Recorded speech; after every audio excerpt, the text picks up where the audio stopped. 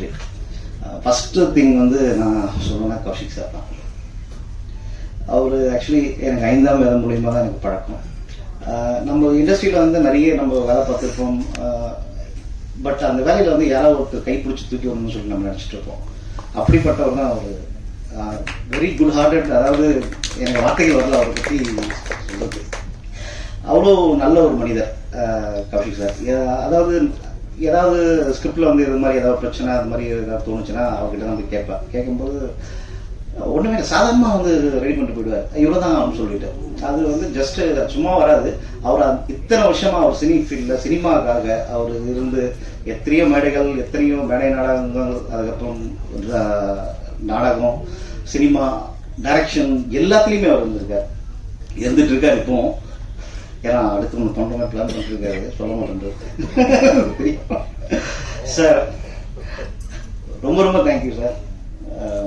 இவர் ஆக்சுவலி எனக்கு ஒரு மென்டார். என்ன அதாவது எனக்கு எந்த ஒரு விஷயமா இருந்தாலும் அது இப்படி பண்ணணும் அப்படி பண்ணணும்னு சொல்லிட்டு ஒரு ஒரு ஒரு ஆசிரியராகவும் அவர் எனக்கு வந்து இருந்துட்டு இருக்காரு. ரொம்ப தேங்க்யூ சார். நெக்ஸ்ட் திங் வந்து இதே ஜீஃபைல இவருக்கு ஃபைசல் வந்து நாங்கள் ஷூட் பண்ணிட்டு எல்லா நாளும் வந்துக்கிட்டு பார்த்துக்கிட்டு எதுவாக இருந்தாலும் அவர் தான் வந்து கோஆர்டினேட் பண்ணிட்டு இருப்பாரு. ஸோ ரொம்ப ரொம்ப ஒரு நல்ல மனிதன். Thank you sir. வாங்க வாங்க. நெக்ஸ்ட் வந்து ஸ்வேதா மேம்.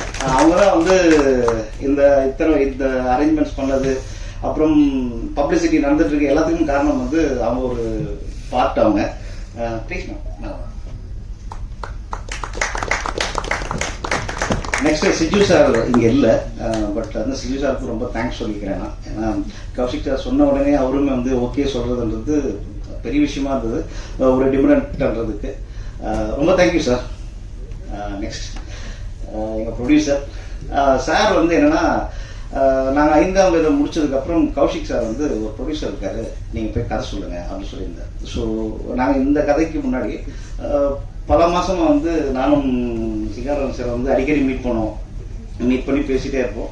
அப்போது சிங்காரவேல் சார் வந்து கௌஷிக் சார் கிட்ட சொல்லியிருக்காரு, ராஜேஷ் வந்து கண்டிப்பாக பண்ணியாகணும்னு சொல்லியிருக்காரு. அதே மாதிரி சிங்காரவேல் சார் வந்து பயங்கர ஒரு நல்ல குட் பர்சன், ப்ரொடியூசரை தாண்டி நல்ல மனிதர் அவர்.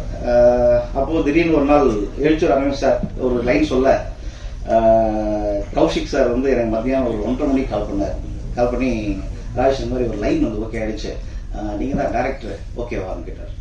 ஓகேவான்னு சொல்லி கேட்கலாமா நம்ம கிட்ட? சார் என்ன சார் ஓகே சொல்றீங்க அப்படின்னு சொல்லிட்டு அதுக்கப்புறம் அடுத்தது வந்து இமீடியட்டா சொன்னாரு, நம்ம சிங்காரவேல் சார் தான் வந்து ப்ரொடியூசர், இமீடியட்டா பேசுங்க அப்படின்னு.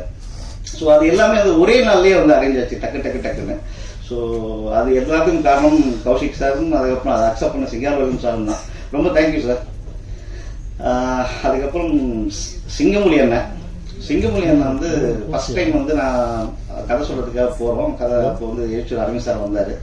போயிட்டு கதை சொல்லிட்டு அவர்கிட்ட பேசிட்டு நீங்க தான் பண்ணணும் அப்படின்லாம் பேசிட்டு வந்துட்டோம். முதல்ல ஷூட்டிங் வந்தாரு, எடுக்கிறதெல்லாம் பார்த்தாரு. சரி ஓகே தேடி வரணும் போலன்னு சொல்லிட்டு அமைதியாக தான் இருந்தாரு. அதுக்கப்புறம் வந்து போக வந்து அதாவது நான் சில பேர் வந்து என்கிட்ட வந்து சொன்னாங்க, சிங்கமொழி சார் வந்து டாமினேட் பண்ணுவாரு இதெல்லாம் பண்ணுவான்னு சொல்லிட்டு. நான் அவங்ககிட்ட சொன்னேன், அப்படியெல்லாம் எதுவுமே கிடையாது அவர். அப்புறம் இந்த மாதிரி சொல்ற, அதாவது என்கிட்ட காதுக்கு வராத சில பேர் அவங்களுக்கும் நான் சொல்லிக்கிறேன், அவர் வந்து அப்படிப்பட்ட ஒரு ஆள் கிடையாது.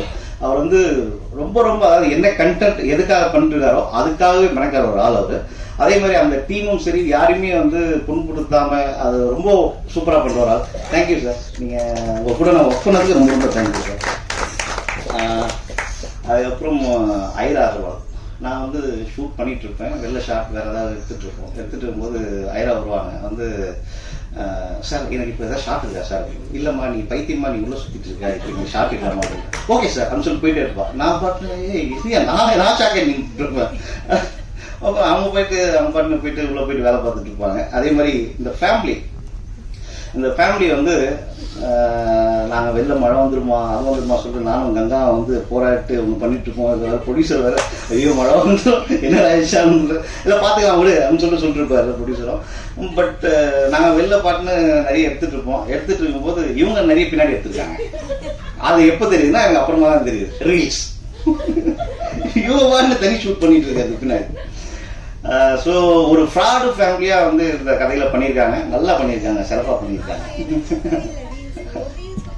ஓகே. அதுக்கப்புறம் இந்த பொன்மாறன் அவர் வந்து ஆக்சுவலி அவர் ஒரு டெட் பாடியாக நடிக்கிறது வந்து எவ்வளோ கஷ்டம் வந்து ஒரு நடிகர்களுக்கு தெரியும், எல்லா நடிகர்களுக்கும் தெரியும். அந்த மாதிரி அவர் வந்து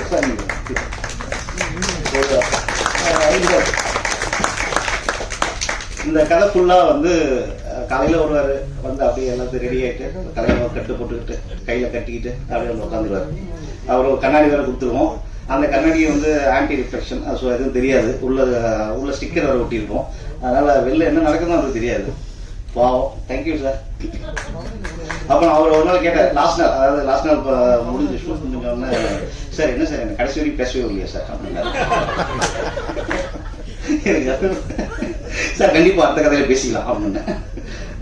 அதுக்கப்புறம் டார்லிங் விவேக் வந்து 5ஆம் வயதில் நான் ஒர்க் பண்ணும்போது நான் ஒரு மிரண்ட ஒரு ஆக்டர். ஆக்சுவலி நல்ல பர்ஃபார்மர், அதாவது ஆக்டர்ன்றதை விட நல்ல பர்ஃபார்மர். ஸோ நான் ஆப்பர்ச்சுனிட்டி வந்தவொடனே நான் ஃபோன் பண்ணேன், விவேக் வாடகை பண்ணலாம் அப்படின்னு. எந்த ஒரு இதுவுமே பேசல, எந்த ஒரு இந்த மாதிரி அவருக்கும் 2-3 ஆப்பர்ச்சுனிட்டி இருந்தது. ஸோ அதை பற்றிலாம் நமக்கு அப்புறமா தான் தெரிஞ்சது. பட் அதை பற்றி எதுவுமே சொல்லியாமல் நான் வரேன் டார்லிங் எப்போ அப்படின்னு தான் கேட்டாப்புல. ரொம்ப தேங்க்யூ விவேக்.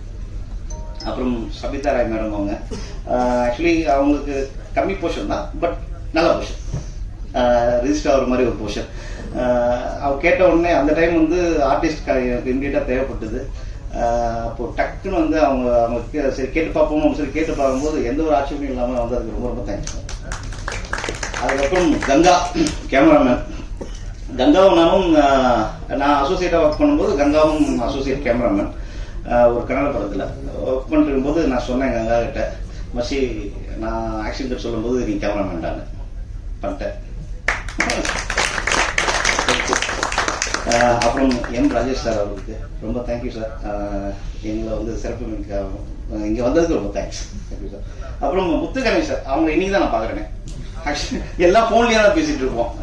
இங்கேருந்து ரிவீல் போச்சுன்னா அவங்க மியூசிக் போட்டு அனுப்புவாங்க, சார் இது பண்ணிக்கலாம் சார் பண்ணிக்கலாம். உடனே அதை எந்த ஒரு இதுவுமே மூஞ்சி சுழிக்கிறது அந்த மாதிரி எந்த ஒரு இதுவுமே இல்லை. இமீடியட்டாக சார் இதான் பண்ணிடுறேன். எனக்கு டைம் மட்டும் முடிஞ்சுங்க, ஆனால் அந்த டைம் தான் இல்லை. ஆனால் அந்த டைமையும் வந்து ரொம்ப சிறப்பாக, ரொம்ப அதாவது என்ன எக்ஸ்பெக்ட் பண்ணமோ அதை விட ஒரு 5% எக்ஸ்ட்ரா 10% எக்ஸ்ட்ரா தான் கொடுத்துருக்காங்க. Thank you sir. அப்புறம் எடிட்டர் வந்து இங்கே இல்லை, கேரளா ஷூட்காக போயிருக்காரு, வில் சி. ரொம்ப தேங்க்யூ வில் சி. தென் அதே மாதிரி ஹரிஹரன் சொல்லிட்டு சவுண்ட் டிசைனர். ஸோ ஹரிஹரனுக்கும் ரொம்ப தேங்க்ஸ். ஹரிஹரனும் வர்றது முடியல, ரொம்ப தேங்க்யூ. அதே மாதிரி மனோகர் சார் வந்து அவரும் வேற ஒரு பிஸியாக இருந்ததுனால வர முடியல. மனோகர் சார் மிகப்பெரிய பார்ட் பண்ணியிருக்காருங்கிறதுல ரொம்ப தேங்க்யூ சார் மனோகர் சார். அப்புறம் என்னுடைய அசிஸ்டன்ட் டைரக்டர்ஸ் எல்லாருக்குமே ரொம்ப தேங்க்யூ. அப்புறம் ஆல் கோ ஆர்டிஸ்ட் எல்லாருக்குமே ரொம்ப தேங்க்யூ.